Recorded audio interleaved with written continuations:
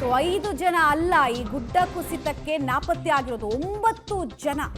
So ಬದುಕಿರುವ ಸಾಧ್ಯತೆ ಕ್ಷೀಣಿಸ್ತಾ ಇದೆ. ಹೆದ್ದಾರಿಯಲ್ಲಿ ಟ್ಯಾಂಕರ್ ಡ್ರೈವರು ಕ್ಲೀನರ್ ಎಲ್ಲ ಟೀ ಕುಡಿತಾ ಇದ್ರು. ಗಾಡಿ ನಿಲ್ಲಿಸಿ ಟೀ ಕುಡಿತಾ ಇರೋ ಸಂದರ್ಭದಲ್ಲಿ ಗುಡ್ಡ ಕುಸಿತದ ರಭಸಕ್ಕೆ LPG ಟ್ಯಾಂಕರೇ ನದಿಗೆ ಬಿದ್ದಿದೆ. ಡ್ರೈವರು ಕ್ಲೀನರ್ ಸೇರಿ 9 ಜನ ಈ ಸಂದರ್ಭದಲ್ಲಿ ಉಪಸ್ಥಿತರಿದ್ರು ಅನ್ನೋ ಶಂಕೆ ಇದೆ. ಸಂಖ್ಯೆ ಜಾಸ್ತಿನೂ ಆಗಬಹುದು. ಬಿಕಾಸ್ ಎಕ್ಸಾಕ್ಟ್ಲಿ ಯಾರ್ಯಾರು ಏನೇನು ಅನ್ನೋದ್ರ ಬಗ್ಗೆ ಇನ್ನೂ ಮಾಹಿತಿ ಇಲ್ಲ. ಬಟ್ ಆ ಗುಡ್ಡ ಕುಸಿತದ ಭೀಕರತೆ ಎಷ್ಟರ ಮಟ್ಟಿಗಿದೆ ಅಂದರೆ ಅಲ್ಲೊಂದು ಅಂಗಡಿ ಇತ್ತು, ಟೀ ಕುಡಿತಾ ಇದ್ರು, ಯಾವುದು ಗೊತ್ತಾಗ್ತಾ ಇಲ್ಲ. ಒಂದು LPG ಟ್ಯಾಂಕರ್ ನದಿ ಒಳಗೆ ಬಿದ್ದಿದೆ. ಸೊ ಟನ್ ಗಟ್ಲೆ ಮಣ್ಣು ಏಕಾಏಕಿ ಈ ವ್ಯಕ್ತಿಗಳು ಇದ್ದಂತಹ ಜಾಗಕ್ಕೆ ಬಿದ್ದಿದೆ. ರೈಟ್, ಡೀಟೇಲ್ಸ್ ಕೊಡ್ತಾರೆ ನವೀನ್. ಕಂಟಿನ್ಯೂ ಮಾಡಿ. ನೀವು ರೆಸ್ಕ್ಯೂ ಆಪರೇಷನ್ ಬಗ್ಗೆ ಇನ್ಫಾರ್ಮೇಶನ್ ಕೊಡ್ತಾ ಇದ್ರಿ. ಸೊ ಎಷ್ಟೊತ್ತು ಬೇಕಾಗುತ್ತೆ, ಯಾರ್ಯಾರು ಉಪಸ್ಥಿತರಿದ್ದಾರೆ, ಹೇಗೆ ಸಾಗುತ್ತೆ, ಎಲ್ಲರೂ ಬದುಕಿರುವ ಸಾಧ್ಯತೆ ಈ ಪ್ರಮಾಣದಲ್ಲಿ ಅಲ್ಲಿ ಡೆಡ್ಲಿ ಆಕ್ಸಿಡೆಂಟ್ ಆಗಿರೋದು ನೋಡ್ತಾ ಇದ್ರೆ ಬದುಕಿರೋ ಸಾಧ್ಯತೆ ಬಹಳ ಕ್ಷೀಣ ಅಂತ ಅನಿಸ್ತಾ ಇದೆ. ಖಂಡಿತವಾಗಿ ಏನಂತಂದ್ರೆ ಈಗ ಗುಡ್ಡ ಕುಸಿತ ಆಗಿ ಮಣ್ಣೊಳಗಡೆ ತಿಳ್ಕೊಂಡಿದೆ. ಅವರ ರಕ್ಷಣೆಗೆ ಈಗಾಗಲೇ ಗೋಖಲೆನನ್ನ ಈಗಾಗಲೇ ಜಿಲ್ಲಾಡಳಿತದಿಂದ ಕಳಿಸಿರುವಂತದ್ದು.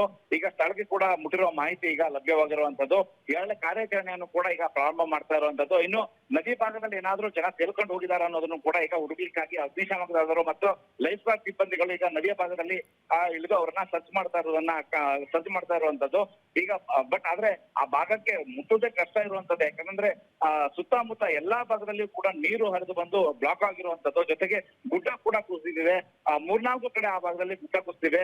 ವಾಹನಗಳು ಕೂಡ ಹೋಗ್ಲಿಕ್ಕೆ ಅಡೆತಡೆ ಆಗಿರುವಂತದ್ದು. ಇಂಥದ್ರಲ್ಲಿ ಈಗ ಅಗ್ನಿಶಾಮಕ ಸಿಬ್ಬಂದಿ ಮತ್ತು ಸ್ಥಳೀಯ ಅಂಕೋಲಾ ತಾಲೂಕಿನ ಪೊಲೀಸರು ಕೂಡ ಸ್ಥಳದಲ್ಲಿ ಮುಖಂ ಹೂಡಿರುವಂತದ್ದು. ಈಗ ರಕ್ಷಣಾ ಕಾರ್ಯ ಮಾಡೋದ್ರ ಜೊತೆಗೆ ಅವರು ನೀರಿನಲ್ಲಿ ಮುಳುಗಿ ಎಲ್ಲಾದ್ರೂ ಹೋಗಿರ್ಬೋದು ಅನ್ನಂತ ಒಂದು ಸಂದೇಹ ಇದೆ. ಹಾಗಾಗಿ ಅಲ್ಲಿಯೂ ಕೂಡ ಹುಡುಕ್ತಾ ಇದ್ದಾರೆ. ಆದ್ರೆ ನೀರಿನಲ್ಲಿ ಏನಾದ್ರೂ ಅವರು ತೇಲಿ ಹೋಗಿದ್ದಾರೆ ಖಂಡಿತವಾಗಿ ಬದುಕಲಿಕ್ಕೆ ಸಾಧ್ಯ ಇಲ್ಲ. ಯಾಕಂದ್ರೆ ಗಂಗಾವಳಿಯ ನದಿ ನೀರು ಆ ಭಾಗದಲ್ಲಿ ಹರಿತಾ ಇರುವಂತದ್ದು.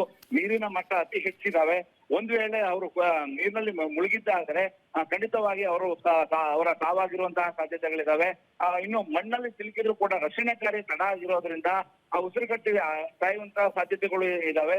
ಬಟ್ ಅದೃಷ್ಟವಾಗಿ ಬದುಕಿದ್ರೆ ನಿಜವಾಗ್ಲೂ ಅವರು ಗ್ರೇಟ್ ಅಂತಾನೆ ಹೇಳ್ಬೇಕಾಗತ್ತೆ. ಆಲ್ ರೈಟ್, ಧನ್ಯವಾದ ನವೀನ್. ಆದಷ್ಟು ಎಲ್ಲರೂ ಬದುಕಿರ್ಲಿ ಅನ್ನುವಂತಹ ಪ್ರಾರ್ಥನೆಯನ್ನ ಈ ಸಂದರ್ಭಕ್ಕೆ ನಾವು ಮಾಡ್ಬೋದು. ಯಾಕಂದ್ರೆ ಒಂದ್ ಕಡೆಗೆ ಗುಡ್ಡ ಜರ್ದಿರೋ ಪರಿಣಾಮ ನೀವು ನೋಡ್ತಾ ಇದ್ದೀರಾ, ಇನ್ನೊಂದು ಕಡೆಗೆ ಅಲ್ಲಿ ಗಂಗಾವಳಿ ನದಿ ಹರಿಯುತ್ತೆ ಅಂತ. ಈ ಗಂಗಾವಳಿ ನದಿ ಮುಂಗಾರು ಮಳೆಯ ಅವಧಿಯಲ್ಲಿ ಅಂದರೆ ಮುಂಗಾರು ಸೀಸನ್ನಲ್ಲಿ ಅದು ನದಿಯಾಗಿ ಉಳಿದಿರಲ್ಲ, ಅದು ಸಮುದ್ರವಾಗುತ್ತೆ. ಅಷ್ಟು ಸೆಳೆತ ಇರುತ್ತೆ, ಅಷ್ಟು ರಭಸ ಇರುತ್ತೆ. ಅರಬ್ಬಿ ಸಮುದ್ರಕ್ಕೆ ಈ ನದಿ ನೀರು ಮುಂದಕ್ಕೆ ಹೋಗಿ ಸಾಗುತ್ತೆ. ಈ ಭಟ್ಕಳ ವ್ಯಾಪ್ತಿಯಲ್ಲೆಲ್ಲ ಇದೇ ನದಿ ಹರಿಯೋದು. ಮಳೆಯಿಂದಾಗಿ ರಾಷ್ಟ್ರೀಯ ಹೆದ್ದಾರಿಯಲ್ಲಿ ಗುಡ್ಡವೊಂದು ಕುಸಿದು ಹೋಗಿದೆ.